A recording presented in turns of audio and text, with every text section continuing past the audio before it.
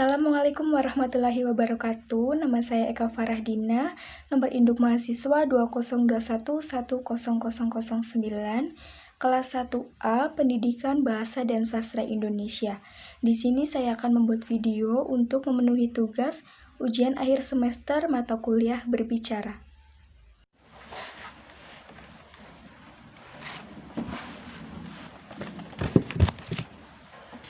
Assalamualaikum warahmatullahi wabarakatuh. Selamat pagi anak-anak. Bagaimana kabar kalian? Waalaikumsalam warahmatullahi wabarakatuh. Alhamdulillah sehat, Bu. Alhamdulillah. Sebelum memulai pembelajaran pagi hari ini, alangkah baiknya kita berdoa terlebih dahulu sesuai kepercayaan masing-masing. Berdoa dimulai.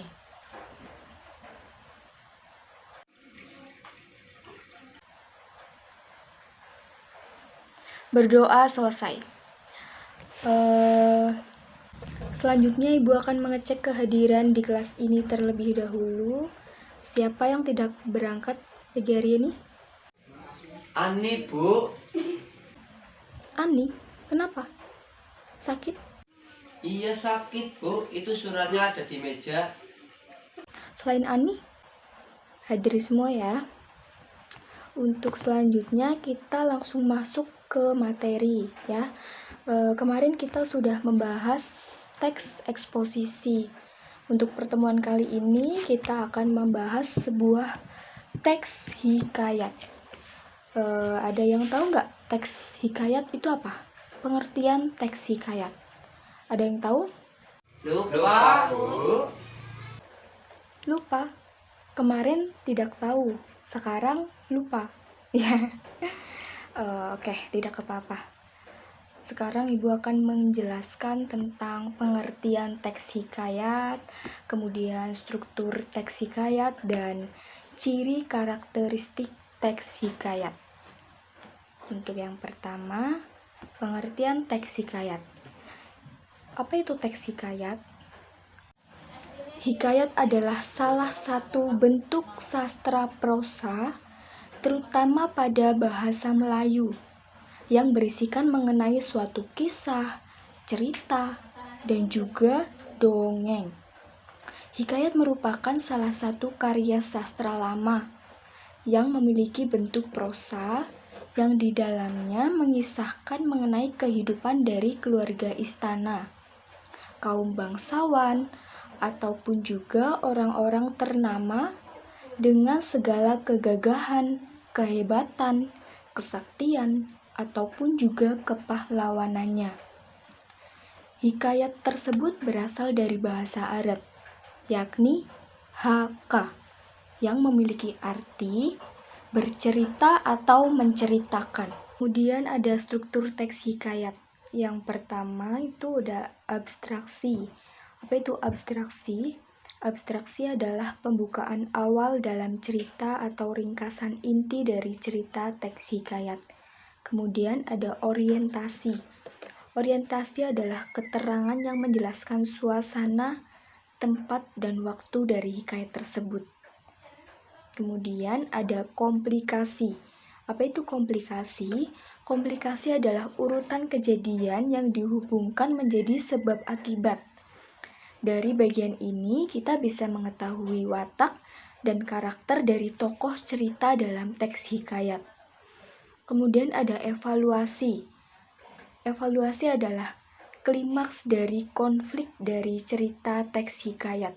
Apa itu klimaks? Klimaks adalah bagian dari sebuah karya tulis yang menerangkan puncak konflik yang terjadi antara dua tokoh atau lebih. Kelima ada resolusi. Apa itu resolusi?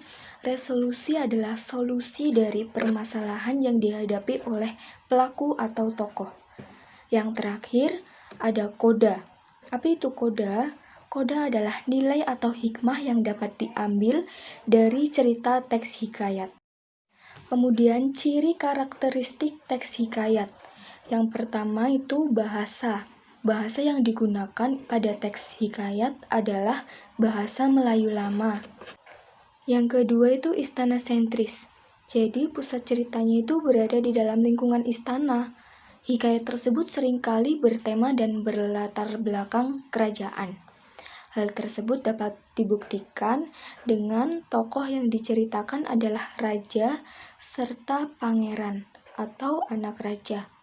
Selain dari itu, latar tempat dan cerita ini adalah negeri yang dipimpin oleh raja dalam suatu kerajaan.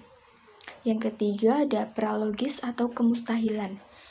Banyak cerita yang terdapat pada hikayat tidak bisa untuk diterima oleh akal kita. Kemustahilan dalam teks, baik dari segi bahasa ataupun juga dari segi cerita. Kemustahilan ini berarti hal yang tidak logis atau juga tidak bisa diterima oleh nalar. Contohnya seperti bayi lahir disertai pedang dan panah. Seorang putri keluar dari gendang. Kemudian ada statis. Dalam hikayat, ini memiliki sifat yang kaku dan juga tetap. Itu dinamakan statis. Kemudian ada kesaktian. Seringkali kita dapat menemukan kesaktian pada para tokoh dalam cerita teks hikayat. Contohnya seperti Syah Peri mengalahkan Garuda yang mampu untuk merusak sebuah kerajaan. Kemudian raksasa yang memberi sarung kesaktian untuk dapat mengubah wujud serta kuda hijau. Kemudian ada anonim. Anonim berarti tidak diketahui dengan cara jelas nama pencerita atau pengarangnya. Hal tersebut disebabkan karena cerita yang disampaikan itu secara lisan. Artinya, tidak jelas siapa yang membuat dan siapa yang mengarang teks hikayat tersebut. Kemudian ada arkais. Arkais itu menggunakan bahasa yang digunakan pada masa lampau. Jarang dipakai atau tidak lazim digunakan untuk komunikasi pada masa kini. Contohnya hatta, maka, titah, upeti, bejana, syahdan, serta juga sebermula. Yang keempat ada unsur-unsur teks hikayat. Unsur-unsur teks hikayat itu ada unsur intrinsik dan unsur ekstrinsik. Apa itu unsur intrinsik? Unsur intrinsik adalah unsur pembangun cerita yang berasal dari dalam. Sedangkan unsur ekstrinsik adalah unsur pembangunan cerita yang berasal dari luar. Berikut adalah contoh-contoh unsur intrinsik dalam sebuah teks hikayat. Dalam unsur intrinsik itu ada yang pertama tema. Tema merupakan gagasan yang mendasari cerita. Yang kedua ada alur. Alur merupakan jalinan peristiwa dalam cerita. Yang ketiga itu ada latar. Latar merupakan tempat, waktu, dan suasana yang tergambar dalam cerita. Kemudian tokoh merupakan pemeran cerita. Penggambaran watak tokoh disebut penokohan. Yang kelima ada amanat. Amanat merupakan pesan yang disampaikan pengarang melalui cerita dalam sebuah cerita teks hikayat. Kemudian yang keenam, sudut pandang. Sudut pandang merupakan pusat pengisahan dari mana suatu cerita dikisahkan oleh pencerita. Yang ketujuh, ada gaya. Berkaitan dengan bagaimana penulis menyajikan cerita menggunakan bahasa dan unsur-unsur keindahan lainnya. Nah, itu tadi adalah unsur-unsur intrinsik dalam sebuah teks hikayat. Sementara untuk unsur-unsur ekstrinsiknya yang berkaitan dengan latar belakang cerita, misalnya latar belakang budaya, adat, agama, dan sebagainya. Unsur ekstrinsik juga berkaitan dengan nilai-nilai kehidupan dalam cerita, seperti nilai moral, nilai budaya, nilai sosial, nilai agama, dan sebagainya. Baiklah anak-anak, setelah Ibu menjelaskan pengertian, ciri karakteristik, dan struktur, serta unsur-unsurnya, apakah ada yang ingin ditanyakan? Tidak, Bu. Baik, kalau tidak ada yang ditanyakan, sekarang Ibu punya satu contoh teks hikayat yang berjudul Hikayat si miskin. Tolong disimak baik-baik ya. Iya, Bu. Setelah itu nanti ibu minta untuk mencari ciri karakteristik dan juga nilai yang terkandung dalam teks hikayat. Hikayat si miskin. Pada suatu hari, terdapat pasangan suami istri yang dikutuk akan mengalami hidup yang selalu dalam keadaan miskin.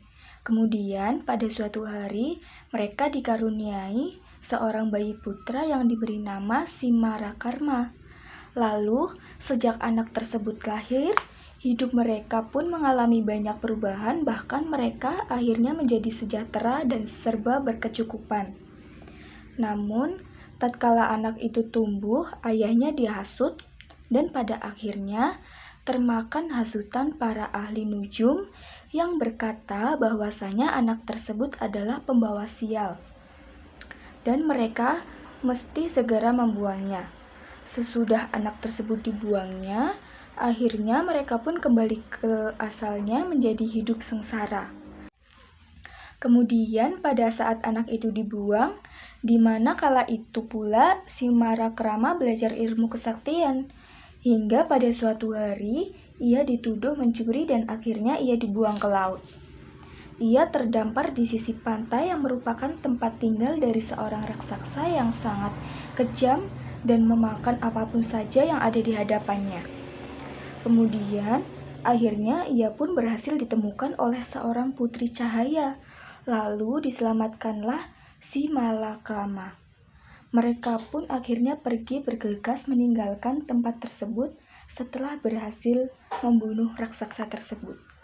Namun, nahkoda kapal pun mempunyai niat yang sangat buruk untuk melemparkan si Malakrama ke laut. Kemudian ada seekor ikan yang membantunya dan membawanya ke negeri Pelinggam Cahaya, di mana tempat kapal tersebut akan singgah. Akhirnya si Malakrama pun ikut tinggal bersama nenek Kebayan, dan ia pun telah mengetahui bahwa Putri Malayang atau tidak lain dan tidak bukan adalah adik kandungnya. Hingga kemudian si Malakrama pun kembali ke negeri Puspasari dan mendapati ibunya menjadi pemungut kayu. Tak lama si Malakrama pun berdoa memohon kepada dewa agar dapat mengembalikan kondisi Puspasari seperti semula. Hingga seketika Puspasari pun hidup makmur, sehingga menyebabkan Maharaja Indradewi iri dengki terhadapnya dan akhirnya menyerang Puspasari. Setelah kejadian tersebut, akhirnya si Malakrama diangkat menjadi Sultan Mercunegara. Itu tadi adalah hikayat si miskin. Nah, anak-anak semuanya, tadi Ibu sudah membacakan salah satu contoh dari teks hikayat.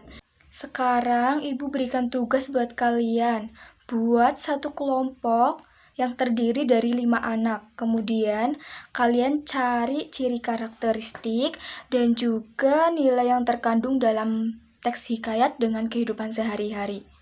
Mengerti? Iya, Bu. Kemudian presentasikan besok di depan kelas dan kelompok yang lain menanggapi, ya. Iya, Bu. Sebelum Ibu mengakhiri pembelajaran pagi hari ini, dapat Ibu simpulkan bahwa hikayat adalah suatu bentuk prosa, terutama pada bahasa Melayu yang berisi tentang dongeng, kemudian cerita, dan suatu kisah. Kemudian untuk strukturnya tadi terdiri dari abstraksi, kemudian orientasi, komplikasi, evaluasi, resolusi, dan koda. Kemudian untuk ciri karakteristik teks hikayat, yang pertama ini ciri bahasa, kemudian istana sentris, pralogis atau bersifat kemustahilan, kemudian statis, kesaktian, anonim, dan juga arkais. Baik, mungkin itu saja yang bisa Ibu sampaikan pada pertemuan pagi hari ini. Jangan lupa belajar, tetap semangat, dan jangan lupa tugasnya dikerjakan. Iya, Bu. Sekian, terima kasih. Apabila ada kesalahan, Ibu mohon maaf. Wassalamualaikum warahmatullahi wabarakatuh. Waalaikumsalam warahmatullahi wabarakatuh.